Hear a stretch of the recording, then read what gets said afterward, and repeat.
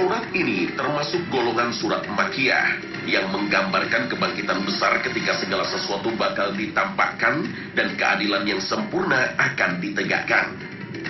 Surat ini membicarakan tentang bukti-bukti kebenaran Allah tentang akan terjadinya hari kiamat, di mana seluruh manusia akan dibangkitkan untuk dimintai pertanggungjawaban amal perbuatannya, yang akan membuat manusia sadar kepada Sang Pencipta, agar manusia menyadari bahwa tidak ada lagi yang wajib disembah dan diibadahi kecuali Allah Subhanahu wa Ta'ala.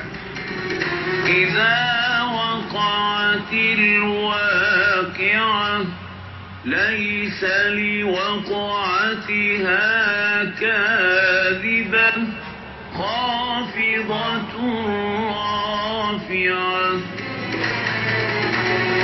Dalam ayat pertama dijelaskan, Allah Subhanahu wa Ta'ala menyebutkan dengan kalimat waqa'a yang mengandung arti tiba, menimpa, dan terjadi.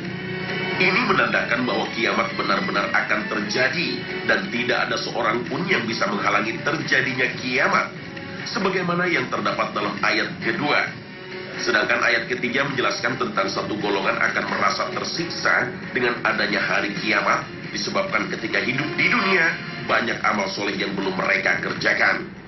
Satu golongan lagi akan ditinggikan oleh Allah, disebabkan balasan terhadap perbuatan baik yang mereka lakukan ketika di dunia. Ingatlah bahwa kehidupan akhirat adalah bersifat abadi. Idza rujjatil ardu rajja wa bussatil jibalu bassa فكانت هباء منبثا. Pada ayat 4 dan 5, Allah menjelaskan bahwa bumi akan diguncangkan sedahsyat-dahsyatnya, serta gunung-gunung dihancurkan. Harta benda dan kekayaan yang kita kumpulkan akan musnah dan tidak akan menolong kita lagi. Pada ayat ke-6, Allah menjelaskan bahwa gunung-gunung akan berubah menjadi debu yang berterbangan dan berhamburan. Dalam situasi seperti ini tidak akan ada lagi orang yang bisa menyelamatkan kecuali amal. Setinggi apapun pangkat dan kedudukan kita, maka kedudukan dan pangkat yang kita punyai tidak akan bisa menolong kita ketika terjadinya kiamat. Maka ingatlah paniknya manusia ketika gunung Merapi di Jogja meletus dan bencana tsunami menyapu Aceh. Maka bayangkan dahsyatnya kehancuran ketika kiamat terjadi. Sudahkah kita persiapkan amal dan akidah kita? Dan kamu menjadi 3 golongan. Pertama, golongan yang berbahagia.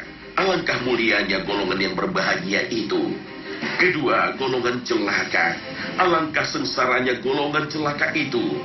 Ketiga adalah orang-orang yang paling dahulu beriman. Al-Quran, Surah Al-Waqi'ah ayat 7 sampai 10. Pada ayat ke-7, Allah Subhanahu wa Ta'ala menjelaskan bahwa nanti manusia akan terbagi kepada 3 golongan, yang kemudian Allah menjelaskan pada ayat ke-8, 9, dan 10.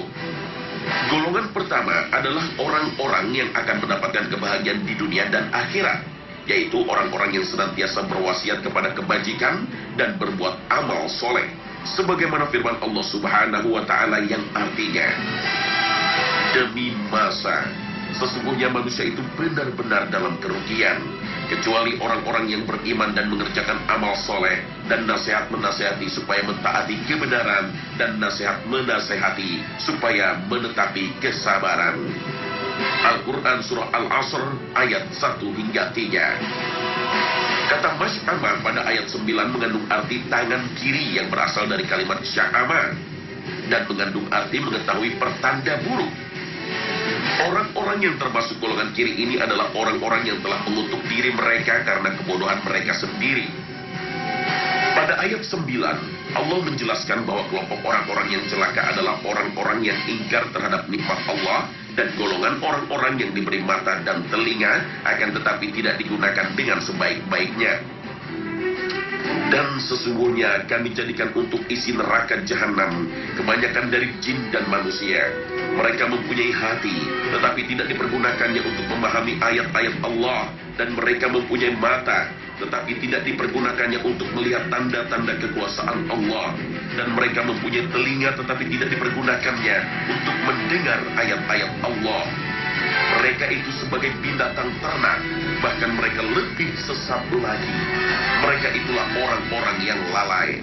Al-Quran, Surah Al-A'raf ayat 179.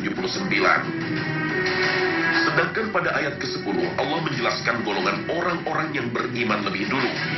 Maksud ayat ke-10 dalam surat Al-Waqi'ah adalah orang-orang yang senantiasa menyegerakan dalam berbuat kebaikan ketika di dunia. Orang-orang yang mengambil hikmah dan memberi contoh kebaikan dengan teduh.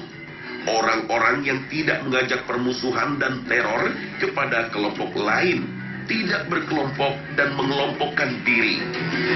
Orang-orang yang mengikuti ulil amri sah suatu negara. Orang-orang yang mengikuti jejak para sahabat Rasulullah tanpa kecuali. Dan pengikut orang-orang yang beriman, para salafus soleh. Maka sebagai balasannya adalah Allah akan mendahulukan golongan tersebut untuk memasuki surga kelak di akhirat. Amin. Allahumma amin.